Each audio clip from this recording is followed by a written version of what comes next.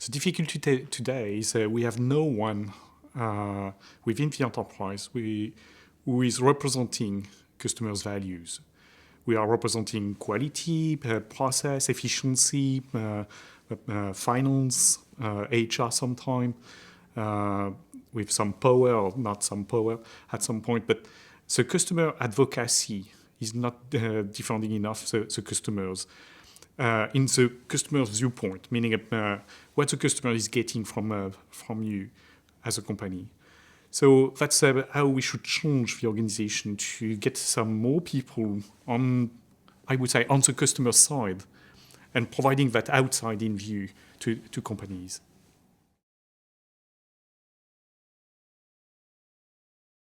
I think that we should probably empower more our employees to be able to explain what they are doing, how they are doing, what type of empowerment they are getting from the company, and how the company are helping them really to deliver the best value to customers. This is not the goal today. This is unfortunately a little bit forgotten, how we should count on our employees to really deliver that. So there is a shift probably coming in the coming years to less control people and provide more power to them to allow that argument, or at least to allow to develop some of those values internally to be seen really by customers. I have an example about that.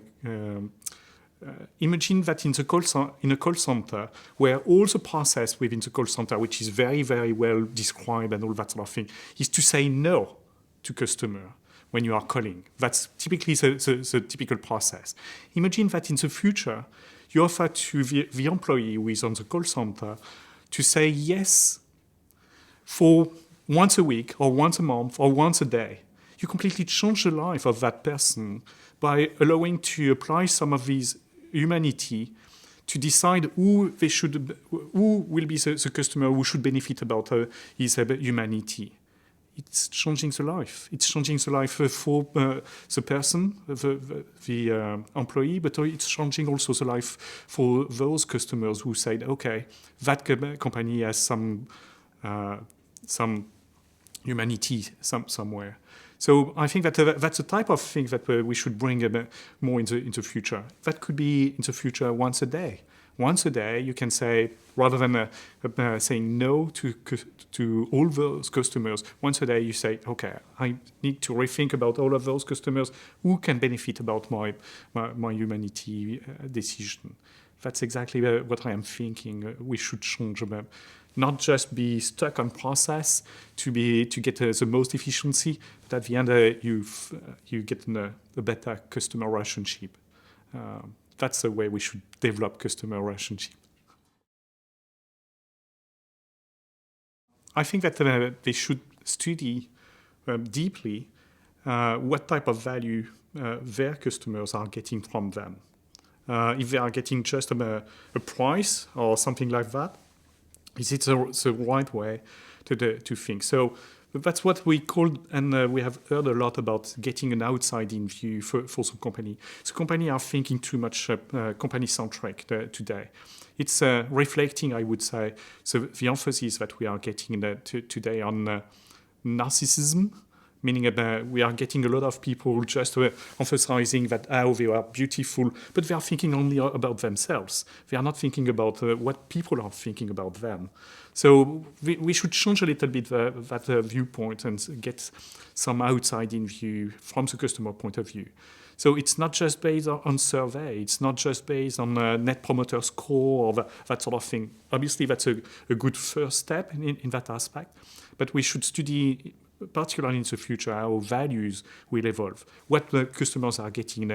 When every company is getting the same primary, what I call primary values in my slide, then customers are looking for additional criteria to see and to choose between different competitors.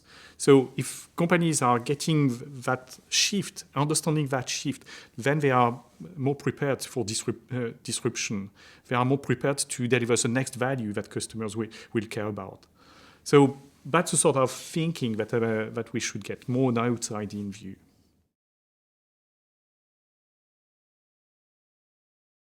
In fact, there is an interesting paradox about the technology and the technology adoption and the digital. In fact, we are getting more information coming directly from the customers, how they act. So we are analyzing continuously that behavior. We are deploying some beacon infrastructure in shops to continuously what is a customer journey in that shop, but also check the eyes, what are the ads on the wall which are taking the attention from customers. So we are getting more and more of those feedback directly from the customers. But at the same time, we should also understand, and it's more about anthropology, sociology, how we should interpret all of that data to, I would say, transform that into action. Meaning the marketers are working a lot on what is the next best action to do that. And we should recognize that the technology is helping to get more of that information as a feedback directly from customers. At the same time, I think, as we are just analyzing and using only data scientists and data analysts, we are not taking into account what is the social, the biology aspect of that. We are just discovering, this is an insight, we should get that next best action. Is it the right thing to do or not the right thing to do? So what I used to explain is we should put guardrails around data scientists and data analysts to be sure that they are not using some of that feedback in a bad way.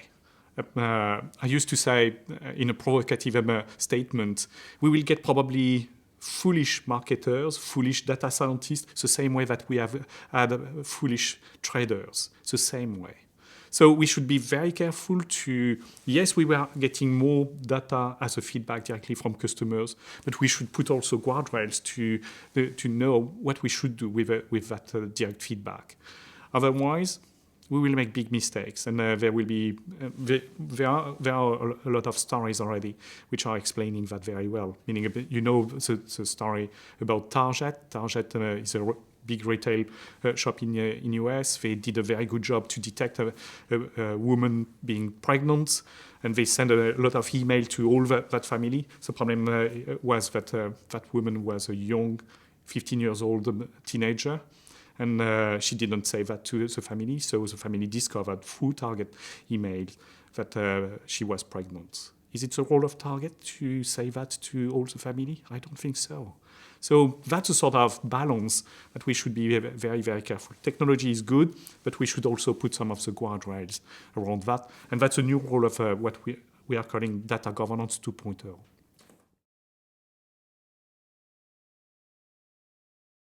I should explain, in fact, what could be the marketing 4.0. Because unfortunately, I think that it will come and it will be very dangerous. Meaning, if I follow that path toward values, the problem is marketers will get more information about also values from their customers. And we know that every time a marketer is getting that information, he tries to manipulate in return the customers to enter into his own message. The problem is, last time we have seen some manipulation about values was the Nazis. Hitler tried to and used a media, which was the radio, to push us, thinking that the crisis was coming from Jews and gypsies. So we should be very, very careful, because when marketers will be able to collect values from customers and to manipulate those values to let them think that in that case, they are trying to change our values. It's very, very, very dangerous. That's probably the marketing 4.0. We are calling that belief marketing. That's following the behavioral marketing, which is the marketing 3.0 that Philip Kotler described in his book. So that's exactly the next step. That's why I'm pushing so much about guardrails, about ethics also at the company level, because the companies could do very, very bad things if they manipulate our belief. So that's the other side of the values coming, and unfortunately, if those values are collected by the participative applications like Uber, Airbnb, obviously the marketers will buy that data, and if it's not anonymized, they will try to change your values. It's very dangerous. In a certain domain, yes. Let me take an example about that. I'm very disappointed by the fact that you probably know that within a Christian religion, there are two interpretations of the Bible about the way that Catholics are getting some pardon, and they are promoting the pardon. And probably the pardon is one of the best gesture, the best way of thinking in the world, because that's really what is making human entering into the humanity and not staying at an animal level and all that sort of thing. And unfortunately, in the Anglo-Saxon type of thinking, they prefer to push about the revenge, which is eye for eye and all that sort of thing coming from Cain. But in fact, what surprised me very much is how much movies we are getting which are just promoting that revenge. If someone kills your children, you're able to kill everyone. No, you are allowed to not kill everyone. And the best gesture and the best behavior, obviously, is to pardon. So, and unfortunately, because we are seeing that culture coming, because there is every week a movie talking about revenge on our movie center and all that sort of thing. We are entering into that change of culture in Europe, and I think that's a really, really bad thing. So that's just to demonstrate, and that's just an illustration. I'm not saying it's good, bad, and that sort of thing. I don't want to judge anything about that, and I'm not saying we are better than the others. Absolutely not. But that's just to explain how much those values can be communicated and could be also a manipulation of those. Now, all the media are asking after a trial if the prison, the number of years and all that sort of thing are the right amount of years that criminals should spend in prison or not. We should not ask. That's a decision of the judge, and that's not the decision. That should not be the decision of the family to say yes or no. You see what I mean? There is something which is changing about that, and so we should be very careful about how we are manipulated about our belief. The difficulty is most of the marketers today are measured more about are they getting plus 5% of return on purchase and all the rate of purchase and all that sort of thing. So, in fact, we have no today KPIs about values. And some of the companies are claiming, in fact, they will answer to customers' values and demand of values from customers by saying, oh, we are in line with the corporate social responsibility. Take a look at our report about that. But customers don't care about that. Do not care and do not see the direct connection between corporate social responsibility. Even worse, an interesting study, I think that was McKinsey, did a very interesting study about that. How much of the top companies are really getting incentives, objectives to the -1 managers about some of the corporate social responsibility domains? None.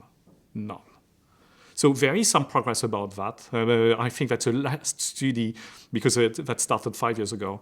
The last study saying 1 or 2 among 40, just to give you an idea. So that's just we are just at the beginning. And again, corporate social responsibility will not really answer to the customer's values. So we see a big disconnect about that. But exactly as some said, yes, Some, like Unilever, some like Nestle CEOs or Danone CEOs, are asking a lot of questions about themselves and about how to bring back some of those values as part of their incentives, or a way to measure something about that. I definitely think so.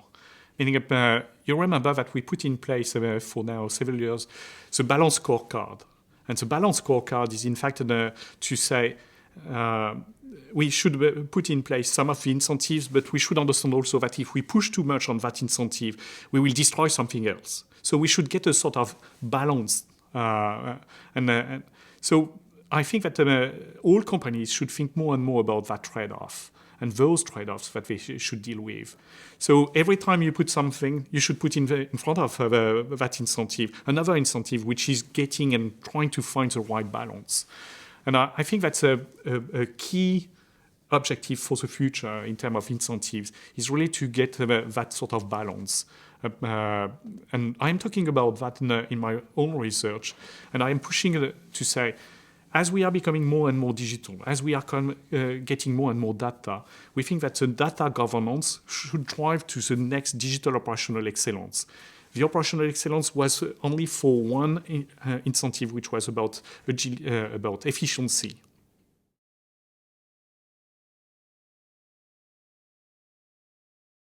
It's hard to answer about that. But what I think about that is, we try to measure everything today within companies, but in fact, we have something that we lost in that aspect, which is how to bring happiness back in the enterprise. I talked a little bit previously about the call center and how a person who is entitled to say yes rather than no to everyone, and is completely changing his life and probably getting happier and becoming happier at the end. Typical answer that I am getting within companies is where this is the value-based approach is very much for Western countries, I mean developed countries and that sort of thing. I think that's completely the opposite.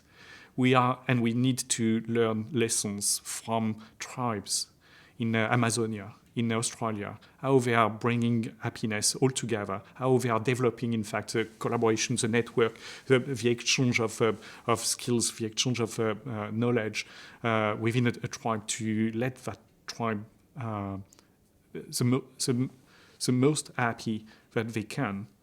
We need to learn from them a lot. And the difficulty at a different level within company will be to get probably more HR, but more HR coming from sociology, coming from anthropology, and how a company could be different if we are analyzing the interaction between people, rather than continuously battling to each other to get the next step, to get the next promotion and all that sort of thing, but understanding how they are becoming happier to work together, how they are happy really to get at work every day. We should really think differently about that. Fortunately, it seems to me that all the practices which are coming from US are more about battling to each other to be the next promoted guy and all that sort of thing. So I'm not confident about those, because I do not see enough thinking, enough sociologists, enough anthropologues working in companies to help those companies to let their employee become happy. And so the type of incentives I do not know yet, frankly. But at least at the beginning, at the end, if you are measuring how happy an employee is, that should be the ultimate measure, so the ultimate measurement that you should get. In the middle, I do not know. I think that we need to invent some new incentives about that. Probably again, I think that anthropologists and sociologists and studies could help us to develop the intermediary incentives, which would be good to develop in the meantime before measuring the happiness.